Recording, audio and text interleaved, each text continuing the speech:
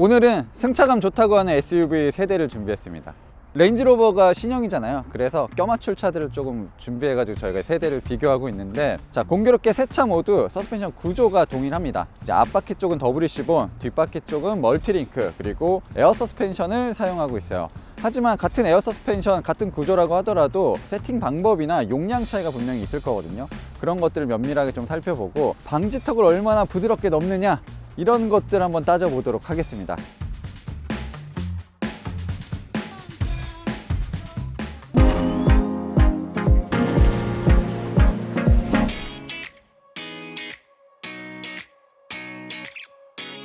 자, 시속 25.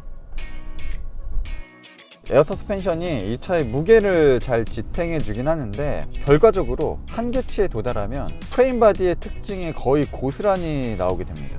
자, 이번에 시속 35km, 꽤 높은 방지턱, 잘 닦인 도로에서는 승차감이 정말 좋거든요. 그런데 이 방지턱 앞에서는 이 에스컬레이드가 단단함들을 숨기지를 못합니다. 앞바퀴는 비교적 살며시 방지턱을 올라가는데, 이 뒷바퀴 같은 경우는 방지턱을 착지할 때 충격이 꽤 큰 편입니다. 자, 시속 30, 전 별다른 페달 조작 안 합니다. 조금 단단하게 느껴져요, 확실히. 자, 이 에어 서스펜션이 일반적인 고속주행에서는 그래도 자동차를 부드럽게 잘 만들어주는데, 좀 충격이 전달되는 이런 방지턱에서는 너무 예민하게 단단해지는 게 아닐까라는 생각이 듭니다. 이 MRC 세팅을 조금 더 부드럽게 풀어줘도 괜찮을 것 같은데 말이죠.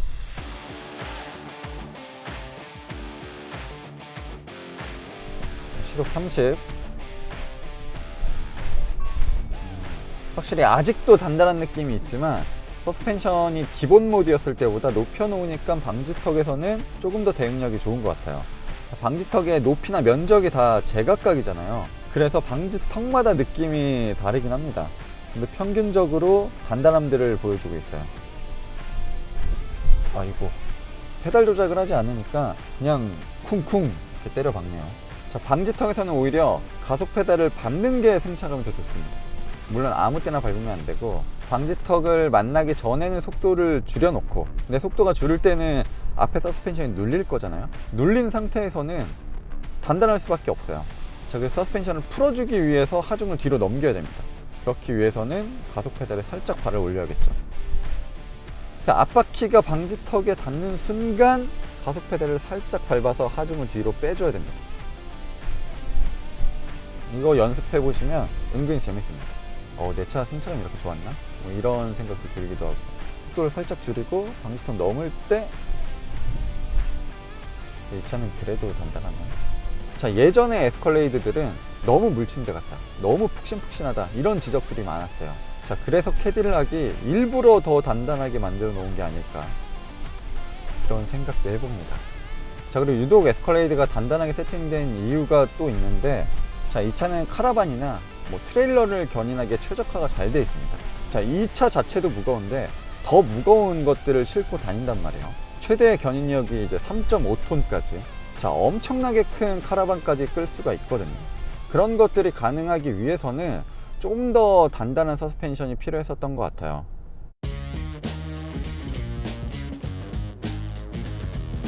시속 35입니다. 방지턱 굉장히 높아요.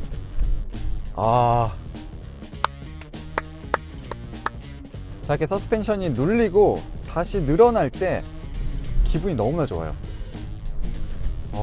부드러워. 자, 서스펜션이 바퀴를 굉장히 부드럽게 지면에 밀착을 시켜주는 느낌이에요. 자, 낮은 방지턱은 시속 40km 정도로 달려도 뭐 큰 무리가 없을 정도입니다. 와, 진짜 방지턱을 기똥차게 넘습니다.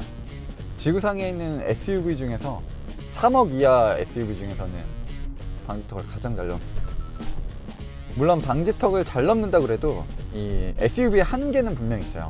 굉장히 덩치가 크고 휠 베이스가 길다 보니까 뒤쪽 부분이 크게 들리는 느낌들은 있는데, 그래도 부드러워요.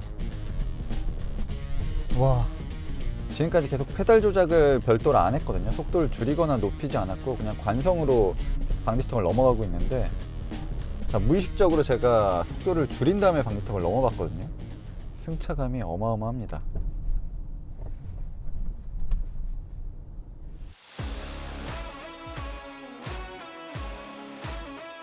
비교하는 세 차종이 공교롭게도 서스펜션 구조가 동일하고 에어 서스펜션을 사용하고 있단 말이에요. 그런데 같은 에어 서스펜션이라고 하더라도 이 용량 차이가 있거든요. 일단 차체를 높이고 낮추는데 이런 동작들 할 때도 레인지로버가 반응이 가장 빠릅니다. 그만큼 에어 서스펜션의 힘이 더 좋다고 할 수도 있을 것 같아요.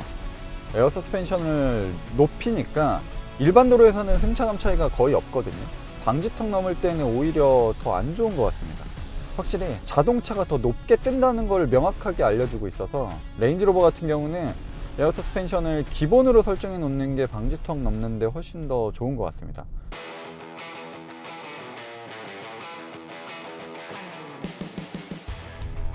오, 좋아. 속도가 조금 낮긴 했는데 벤테이가 느낌도 나쁘지 않습니다. 좀 높은 방지턱. 독특하네. 벤테이가 느낌이 가장 독특합니다. 자, 키로수가 이게 어떻게 돼? 누적 주행거리가 10,000km 정도 되는 시승차예요. 사실 시승차가 10,000km 정도 달렸으면 굉장히 오래 탄 거거든요. 시속 40. 일단 벤테이가도 방지턱을 굉장히 부드럽게 넘습니다. 살포시 방지턱을 따라서 자동차가 오르락내리락하는 느낌이 있는데, 자, 에스컬레이드 레인지로버 가장 큰 차이점은 일단 이 차는 여진이 조금 있는 편이에요. 바운스가 조금 느껴져요. 방지턱을 넘고 뒤가 땅에 닿는 순간 상하 움직임이 조금씩 이어집니다. 그러니까 이 지금 컴포트 모드인데, 컴포트 모드가 너무나 컴포트해서 지금 세 차종 중에서는 이 에어 서스펜션의 부드러움 자체는 벤테이가 가장 높은 것 같아요. 방지턱을 한번 넘고 나면 자동차가 출렁출렁합니다. 자, 그러면 B 모드, 자, 벤틀리 모드죠. 벤틀리 모드에서는 느낌이 어떤지 좀 볼게요. 차체 높이는 동일합니다. B 모드에서는 이 출렁임들이 거의 대부분 사라졌습니다. 자동차 자체가 바운스를 하려고 하면 서스펜션이 딱 잡아주는 느낌이 들어요. 쫀쫀해졌어. B 모드가 괜찮네요. 서스펜션의 탄력이 더 명확하게 느껴지는 것 같습니다. 그렇다고 방지턱에 바퀴가 닿았을 때 단단한 느낌, 딱딱한 느낌, 이런 것들이 전달되는 것도 아니거든요. 신기하다. 자, 방지턱을 넘게 되면 서스펜션이 이렇게 눌릴 거잖아요. 그래서 이 눌린 상태를 곧바로 펴줄 것이냐, 근데 곧바로 필 때도 부드럽게 펴줄 것이냐, 그리고 이걸 조금씩 매만지면서 펴줄 것이냐, 약간 그 차이가 있는 것 같아요. 그리고 펴준 다음에 다시 살짝 굽혔다가 폈다, 굽혔다 폈다, 접었다 폈다, 접었다 폈다를 하면서 이 부드러움을 유지할 것이냐, 이런 것들의 차이가 이 한 자동차 안에서 다 보여지고 있습니다. 자, 차체 높이를 가장 높였어요. 양서류들이 싸움할 때 자기보다 덩치 큰 적 만나면 자기 몸도 막 이렇게 부풀리잖아요. 이런 벤테이가 지금 형들한테 쫄아가지고 차체를 높였습니다. 괜찮다. 자, 서스펜션을 가장 높인 상태에서 컴포트 모드로 방지턱을 넘으니까 바운스가 많이 사라졌어요.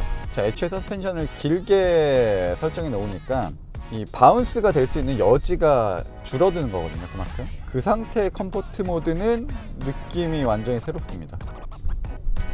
자, 지금 비교하고 있는 SUV들 중에서는 벤테이가 가장 스포티한 성격이 강한 자동차예요. 그런 것들 생각했을 때는 뭐 이 정도 승차감이면 엄청나게 선방을 했다고 생각이 들고, 사실 어디 가서 꿀리는 자동차는 아니거든요. 레인지로버가 조금 넘사벽이긴 합니다. 승차감 측면에서는.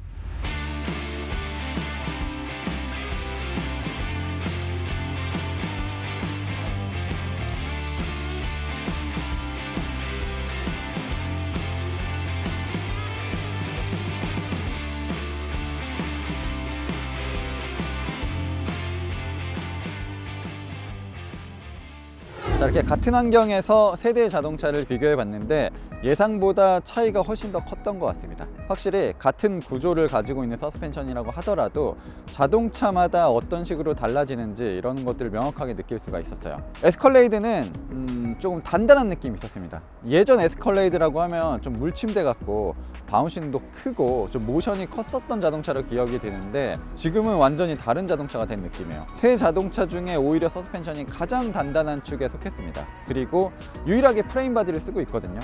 프레임 바디의 특성을 잘 숨기지 못하는 그런 단점들도 느껴졌습니다. 자, 레인지로버와 벤테이가는 성향이 조금 비슷하긴 했지만 그래도 이 승차감 측면에서는 레인지로버가 압도적으로 좋지 않았나 생각을 해봅니다. 사실 어떤 주행 모드를 선택하더라도 레인지로버는 승차감 측면에서 좋은 모습을 보여줬거든요. 반면에 벤틀리 벤테이가는 주행 모드에 따른 변화폭이 꽤 컸습니다. 자, 흥미로웠던 점은 벤틀리 컴포트 모드입니다.